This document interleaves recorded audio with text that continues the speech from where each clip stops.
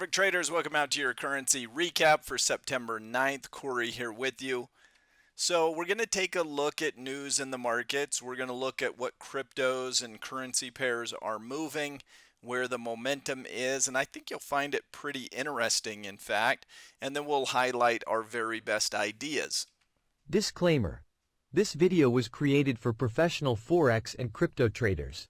Maverick Currencies is a proprietary trading firm that employs professional traders around the world. Our traders trade firm capital and keep 70 to 80% of profits they generate. All trades and analysis in this video are for professional traders only. If you are interested in becoming a professional Forex and currency trader for Maverick, click the apply button in the video description. Let's break down what happened today. All right, so a little bit of a bounce back in equities today. Little bit of a risk-on environment, certainly crypto bouncing back. As we look at the news, I mean, CPI comes out on Wednesday, and certainly all eyes are focused on the Fed and the data that can push the Fed one way or the other. We know the Fed is going to cut rates, and that the meeting is not this Wednesday, but the next.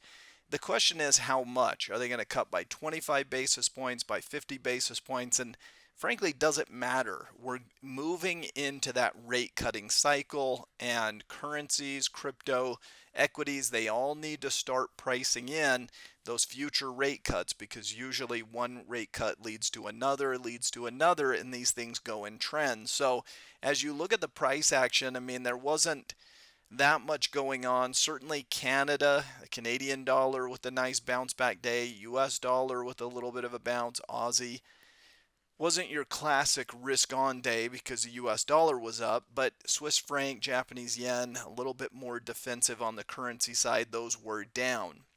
You can see crypto, which had been really hit hard for the past number of days, with a bounce back day. And I would call this a little bit of a bounce back that probably has more room to bounce.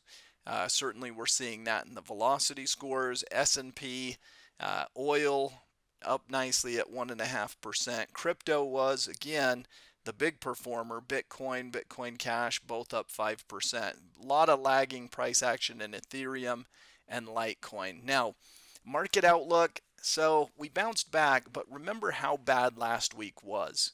If you were to look at this price action, last week we started here and we finished here. So last week's candlestick was a huge big red candle on the weekly chart.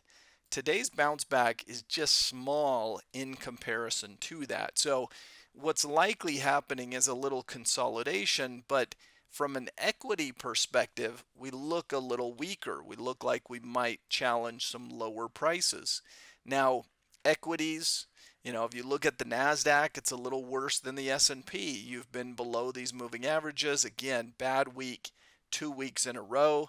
Little bit of a bounce back today, but one would expect that even with a couple of day rally, you're probable to roll over, right? The zigs and zags seem to be pointed on the downside. So is there anything in the data that's going to push equities higher? Not necessarily. CPI is coming in, expected to come in around 0.2. If it came in a little hotter, is good news bad news? I mean, is it bad news, good news? We don't know. You would think that if CPI comes in hotter, one would think that the Fed wouldn't want to cut rates as aggressively and so on. So maybe that higher than expected inflation would cause the markets to sell off. Maybe if the CPI comes in lower than expected, the Fed has more room to cut more aggressively. That bears some watching. We also have the ECB out this week. And notice in Europe, they're expected to cut rates by quite a bit, by 60 basis points. So that's a big rate cut. In the US, we're debating 25 to 50. The ECB is expected to cut by more than both of those. So certainly central banks are in rate cutting mode. The US is entering into that phase, as is Europe, as are other countries. And frankly, other countries have already been doing it ahead of the US. So that is coming. Now markets are trying to digest that news and figure out where to go. If we purely look at short term, again, just very short term charts, the Canadian dollar and crypto are the strongest. Just behind that would be US dollar and Japanese yen. On the weaker side, you really have the Swiss franc as the weakest currency, and slightly weaker would be British pound, New Zealand dollar, but your best bets are really kind of sticking in the strongest and the weakest. So Swiss franc looks like maybe the trade if you wanted to short one of these currencies. But let's look at a few charts. So here's a very short-term 4-hour chart in Bitcoin. You can see the upward push, and we're above the short-term moving average, above the parabolic SAR, upward rising RSI. The momentum is to the upside. Can we push up, maybe 60,000, something like that? Old support acts as new resistance. A little more upside seems likely. Canadian dollar, nice upward push, same thing. Above the moving average, above the parabolic SAR, upward rising RSI.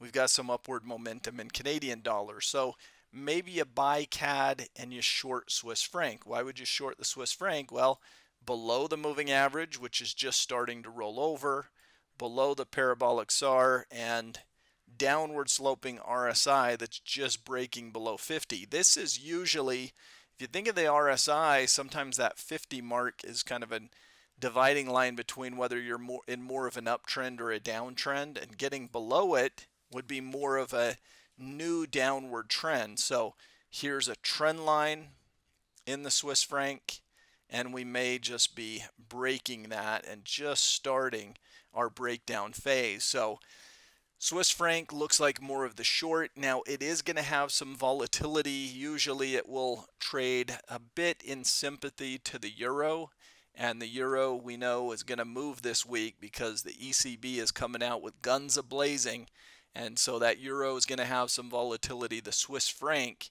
on Thursday is going to move a bit in sympathy to the movements that are happening within the ECB. So be aware of that if you're trading the Swiss franc.